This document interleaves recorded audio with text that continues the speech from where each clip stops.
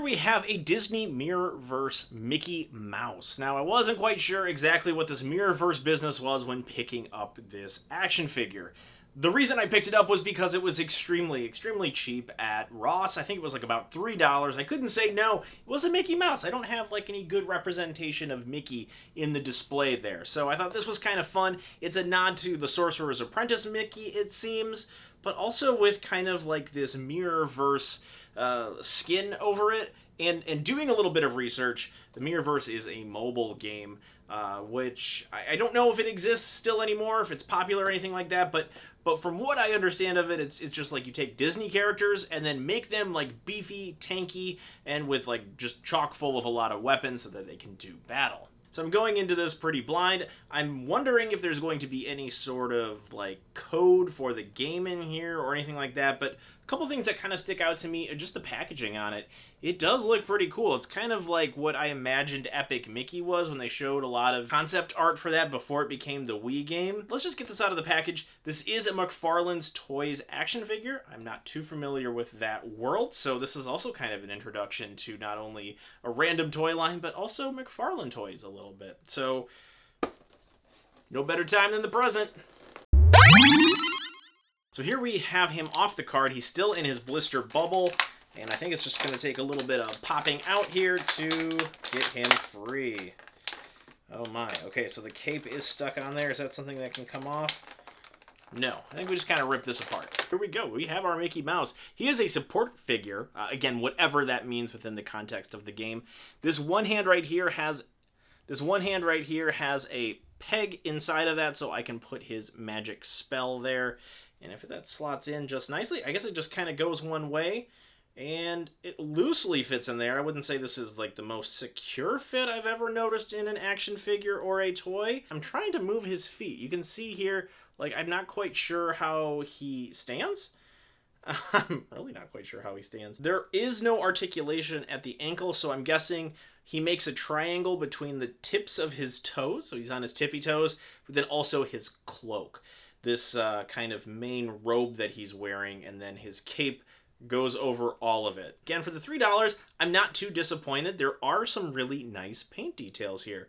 The gold paint looks really shiny. It looks nice set against the white and yellow robes. And this is a classic Mickey Mouse style character. There is some sort of iridescence when it comes to this casting, this spell thing.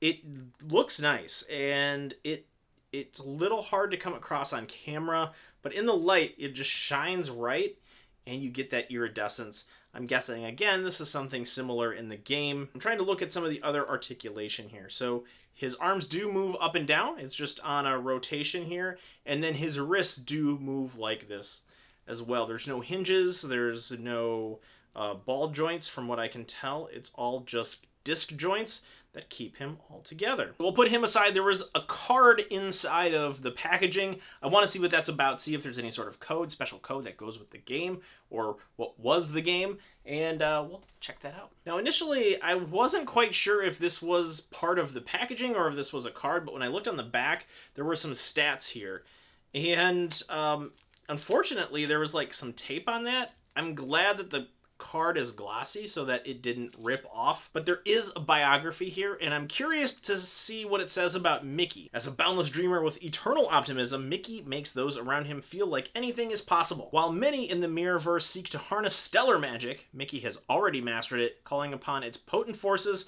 to protect those brave enough to fight alongside of him. So he is your hero of all heroes, as we would expect from Mickey Mouse. So yeah, that was it. It's just this rest of the card here, the bubble, the card back, and then a little bit of cross-selling on the back, but not a whole lot. Yeah, let's get a little closer look at Mickey. So here we have our Mickey. This is a close look at him. A very simple figure. I think you're just getting this for the whole Disney thing. You can see here him standing on his tippy toes with his robe / cloak, keeping that kind of strong triangle so that he can actually stand. And as you can see here, like the paint application on the face, is a little dull, a little lifeless. I'm not getting like a very classic Mickey look. I think it has something to do with the fact that the eyebrow part here just isn't all that expressive considering the dynamic pose that he's in. It looks like he's almost levitating, that he's going to be casting a spell, but I don't get the sense of that figure here. So one thing I would have changed is maybe update the face sculpt a little bit, and then also maybe put a little bit of like ball joint movement in the shoulders. That way there would have been some more dynamic poses with the arms. It doesn't have to be the whole figure. I think we could have just got away with the arms. It is like an interesting take on Disney characters. I'm just not getting the sense that I need to collect more of these or try to find more, because I think this line has been canceled, probably why it was $3 at Ross. This is a little bit of a different review for me. This guy's been sitting in my pile of shame for quite a while, and I wanted to finally get to him, and I knew it wasn't going to be a super in-depth review because there's not a whole lot super to go into with this Mirrorverse Mickey. There are some really great sculpted details here. The rope, the way that the cape drapes across his neck, the kind of little bend, the crook in his sorcerer's hat, and the iridescence to the magic spell that he's casting.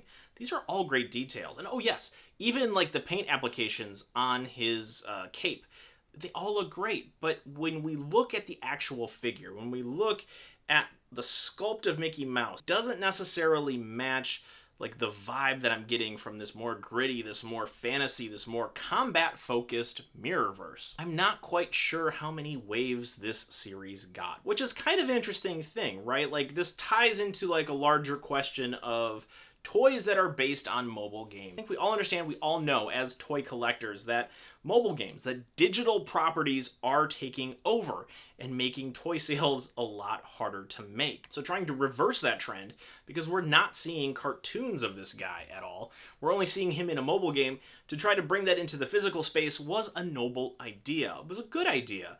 And, you know, a Mickey Mouse action figure is better than no Mickey Mouse action figure. However, I can't help but think that there could have been just a little more to the execution, that he could have been a little more of a dynamic character. As it stands, he kind of just stands in a static spot. So while I'm glad I checked this out and got to see it a little closer and can appreciate some of the finer details, ultimately this is a toy line that I can skip safely and not feel like I'm missing out on a whole lot.